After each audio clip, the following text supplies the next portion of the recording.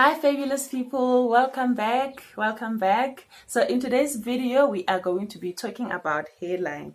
Yes, this is a topic that concerns a lot of people, and actually this is a requested video. Some of my clients and some people have asked me if I can give advice on hairline, so I decided to do this video to share with you some of the things that I know could affect your hairline. So this time I decided to share it with you all. So without wasting time, let's get into the video.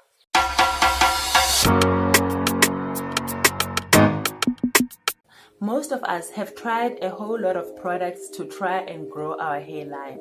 We have stopped plaiting our hair. We have bought expensive products to take care of our hairline, but nothing seemed to work.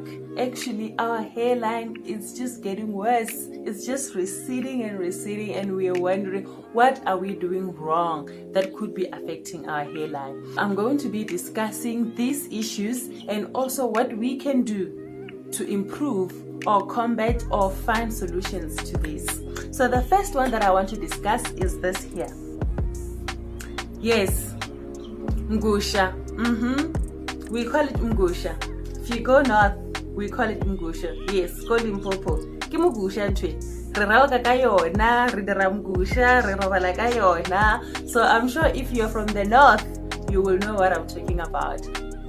So why is it not a good idea to use a pantyhose when you go to sleep?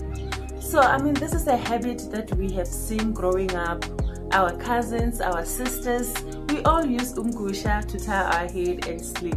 It's something that we just do without even thinking. But then now, why is this something that we should avoid when we go to sleep? Mugusha is elastic and rubbery, so when you use it in your hair, it could potentially pull on your hairline and break your hair because it pulls on it. And also when you moisturize your hair, it just absorbs all the product, and then in the morning your hair feels dry and your pillow is wet. So Mugusha is something that we need to avoid if we are trying to grow natural hair. But then you wonder, if you can't use Mugusha, what then? We've all heard that we need to use silk scarf or satin scarf. Most of us do, but we don't really know why we use it. So let me explain why satin scarf is nice to use. This is the one that I use. It looks like that. And I'm going to be showing you now how I tie my silk scarf when I go to sleep. So basically it comes up around your head like this, and then you tie it at the back. Okay, let me demonstrate it properly. So you're going to put it in you're going to wear it like this, and then the two strings at the back, you're going to bring them forward and then cross it, and then make a knot at the back. And then once you're done, you're going to pull this in the front, pull it, and then pull it up like that. Then you can bring it up around your ears. So I promise you, if you wear it like this silk scarf doesn't come off. It really will stay like this. You go to bed looking like this, and you will wake up again looking like this. If you're wondering how you can get this silk scarf, you can drop me a WhatsApp message and I will make sure that you have one of these. So now we move on to the second hairstyle that we do that could affect our hairline. I'm sure we also know what this is. Mugusha again. This is the pantyhose band that we make. We just take Mugusha, you cut it, and then you just use this band to tie your hair. So this hairstyle right here. So this is the hairstyle that most of us who are natural love it. Because with this hairstyle, it doesn't matter how short your hair is. You can just use Mugusha, pull it up, and you're good to go.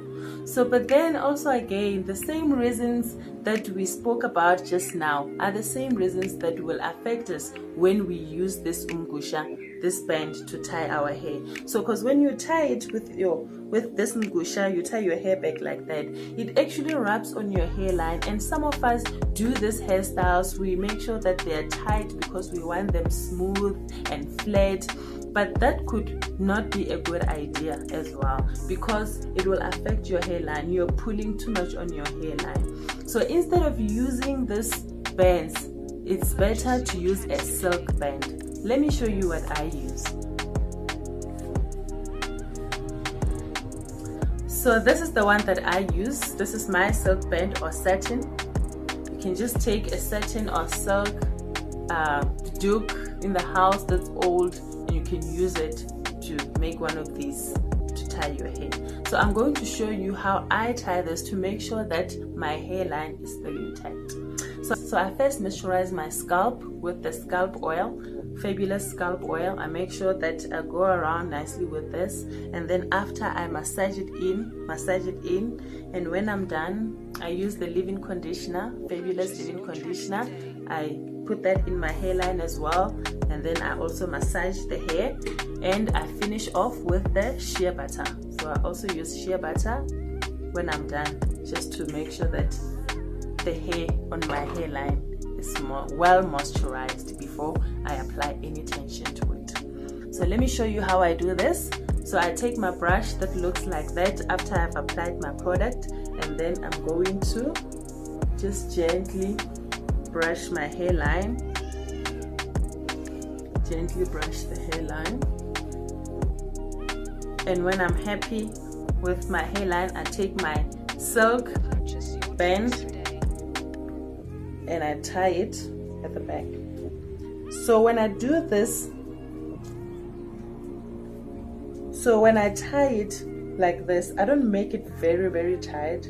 So I just tie it and I just hold it at the back there, and then I start pushing the front, pushing to put it where I'm happy with.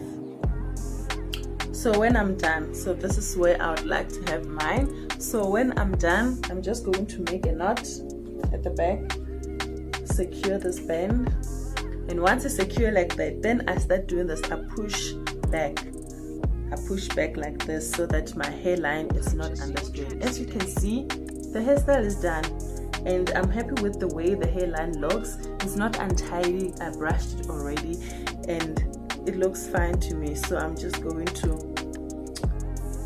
play with the hair, make sure that I'm happy with where it is. So now that's the hairstyle done. Then if you look at the hairline, it doesn't look like it's under any strain or tension. So that's what you want. You don't want your hairline to be under any stress or tension or strain. So far we've discussed two things that we do that we don't realize affect our hairline. So we spoke about the pantyhose that we use for sleeping, and now we've also discussed about the pantyhose that we use to do these kind of updos that we do with our natural hair. So now let's move on to the third thing. I'm sure everybody wants this. So if you haven't seen this, everyone wants nice, sleek, tamed edges. We look at this pictures on YouTube with people taming their edges, and we're also like, ooh, I want my edges to look like that. I mean, there's nothing wrong with that. They really look very nice, pretty, tamed. If you're into that, you also just need to make sure that you use it correctly and you use the right product to do it. So with some gels, they actually dry out your hairline because they have alcohol in them. Actually, some of them that have alcohol also causes itchiness on your scalp.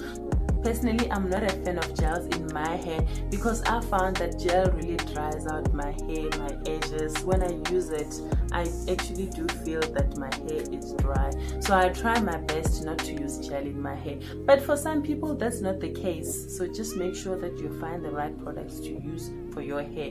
But your hairline is very fragile. You need to treat it like you're walking on eggshells. Because if you try and pull it,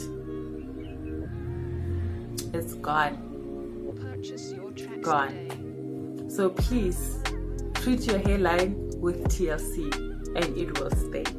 Now we're going to look at another thing that could be affecting our hairline without even knowing it. This is actually one of my favorites. Like when I grow my hairline, I always go back to this hairstyle. When I want to give my hair a break from plaiting, I always do this. So let me show you what it is.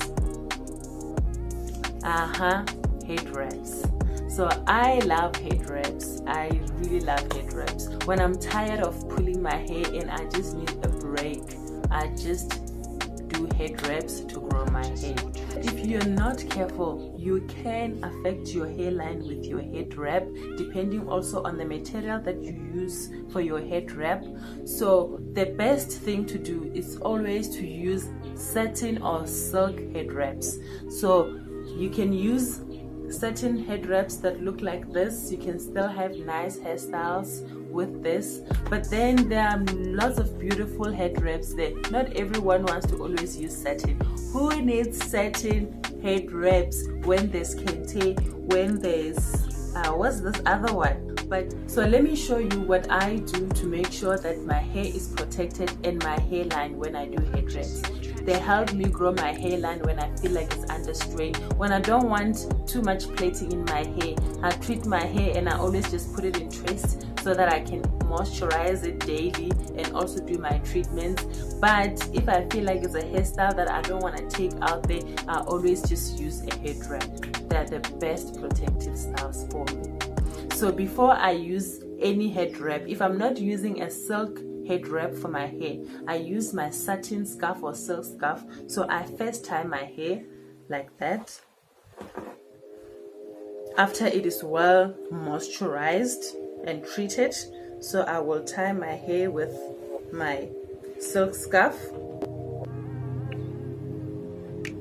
So this is how I will do my head wrap. Do it like this. And so now the last thing that I want to discuss is wigs.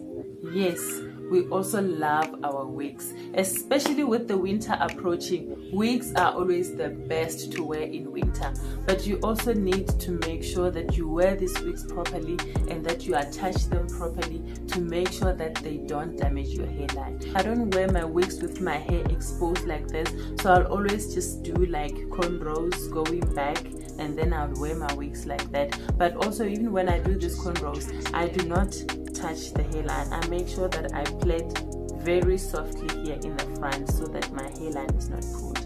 But before I wear my wig, I take my silk band. So this is how I will do it. I take my silk band, secure it like this before I put my wig on, and then after I have my silk band like this, then I will put my wig on. I hope that these tips were helpful, guys. If you liked the video, please don't forget to subscribe and turn on your notification bell.